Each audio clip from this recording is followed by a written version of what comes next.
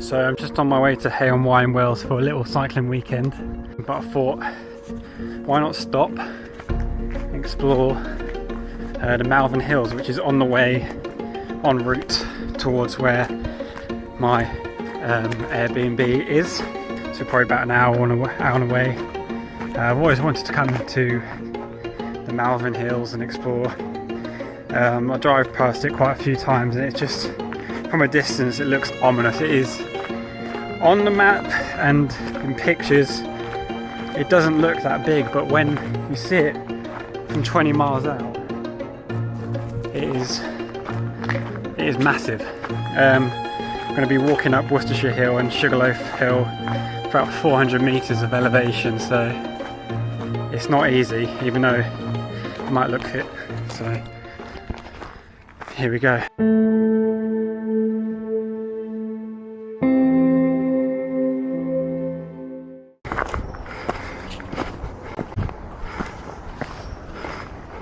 This might be a shorter walk than I planned. It's only almost 10 o'clock and it's already really hot. They said it could be about 28 degrees today. It should drop a little bit for my cycling over the next 2 days. And it's also just a little bit less than what it has been this week. It's been like 30 plus degrees, which is absolutely crazy. But at least for this first bit we've got a bit of shade, so we'll enjoy the shade where we can. Yeah, the Malvern Hills, yeah, they're not they're not an easy hike to do. You need some sort of fitness, but I reckon you could do the majority of it in a day if it was good weather and yeah, you had some sort of level of fitness. I reckon it is quite overlooked on the map. Because it is just so small, probably overlooked by, you know, Wales, Herefordshire, Forest of Dean, and then you've got Shropshire to the north, and then Cotswolds to the south. So it's quite overlooked, I think, which is, you know, not a bad thing. So if you do come out here, you expect it to be a bit more quieter than some of those major hiking areas. But Malvern itself and some of the villages or towns surrounding it were older spa towns like Droitwich Spa, Malvern Spa, but now they don't really exist anymore. I don't think you have any natural spas towns in the UK anymore. The only one you can see really is the Roman Baths in Bath, which used to be called Bath Spa, and you've got Matlock Spa, etc, etc. That is a view and a half. That is, just look at that. Not quite sure what that is in the distance. I believe we're facing eastwards at the moment, so we must be facing eastwards. So yeah, not quite sure what that, you know, hilly bit in the area is, but it's quite rolling around here.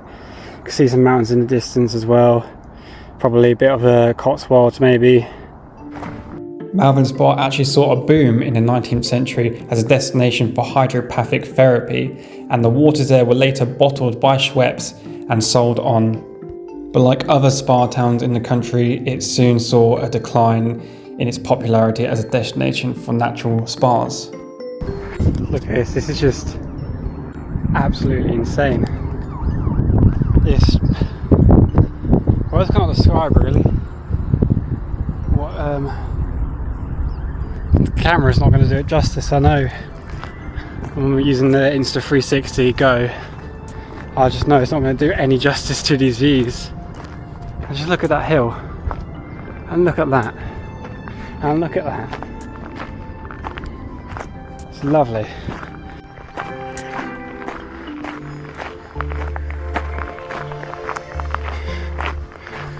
You can just see for miles and miles there. It's quite amazing, but the thing is, the sun is right there. It's kind of hard to enjoy the views without being blinded really by the sun. What I'm looking forward to the most is getting on the other side of this hill, this mountain, and seeing possibly Wales from that side, looking out westwards. Currently skirting Sugarloaf Hill here. Gone off route a bit, but that's fine because we're sort of cutting across, doing a little shortcut. Here we have a first sight of Wales in the distance there. Finally can see westward. I want to get to the top of that. Have some really good views hopefully from that top up there. I'm also being teased with a nice breeze every now and then. She needs to be a little more stronger to cool me down a bit. This is steep. Let's go. Look at that. If I can get my camera off. What's that? There we go. We got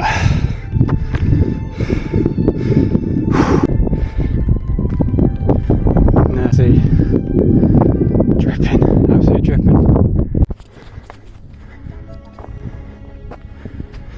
There we are.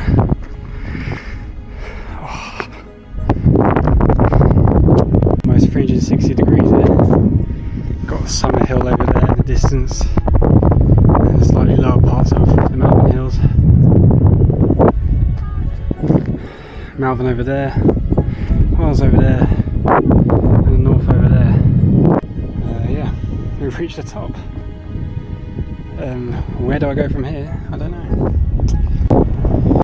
This little monument at the top of the climb confirmed my suspicions that I saw Cotswolds earlier.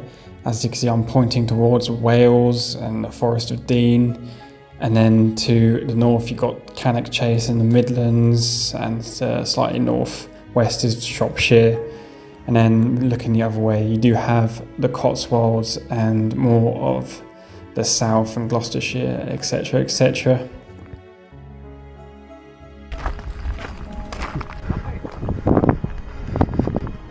Right, we're taking a rogue shortcut, cutting across down here, and then we'll cut across to the route instead of going all the way down there and coming back. It's just to shorten it slightly.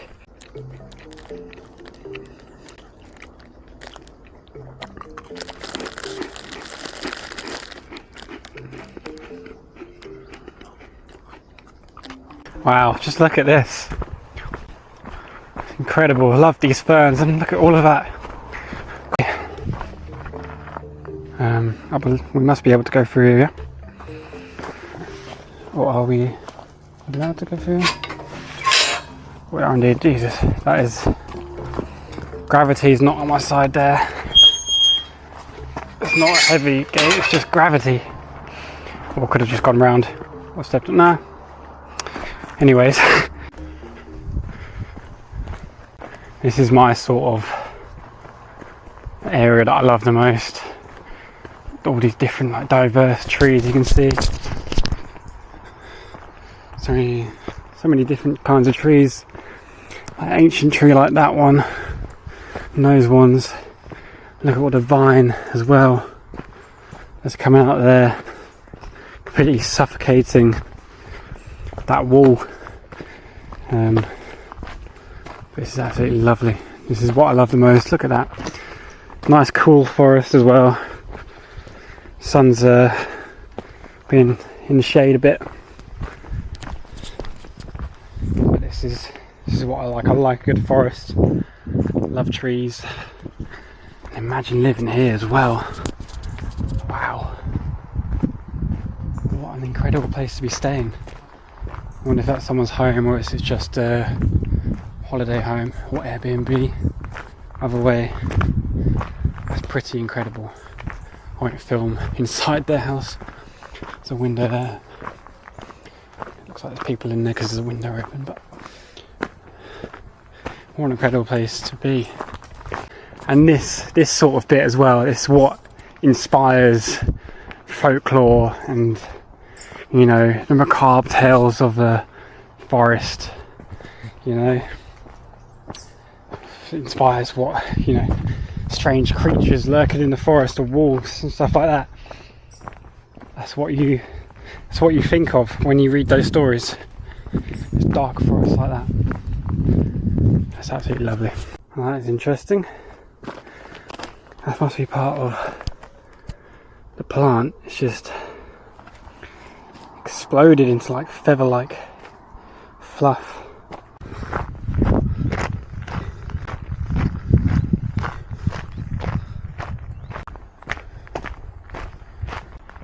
Okay, look at that. Lovely open rock face there. Love to see it. That is so idyllic. Obviously you expect to be more water coming out of that. And the well stone there. It's lovely.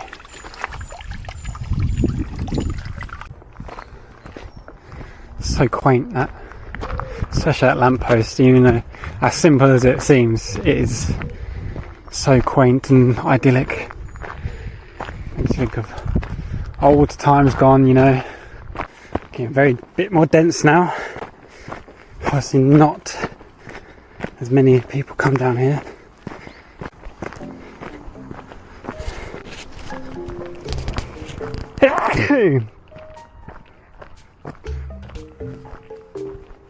Okay, we're on home straight now basically. That was a very steep little descent there, and I think it's going to continue on as we hairpin back down. Right, here we are. Just need to get on the path here. I'm on the road, and just around this corner is the car park.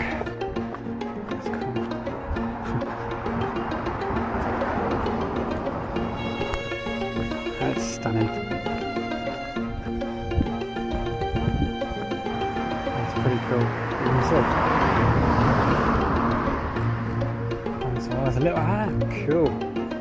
Okay, so if you're a hiker, you've done a big walk, or you're a cyclist and you're doing a big ride, some water there for you. The whole history of the clock tower here.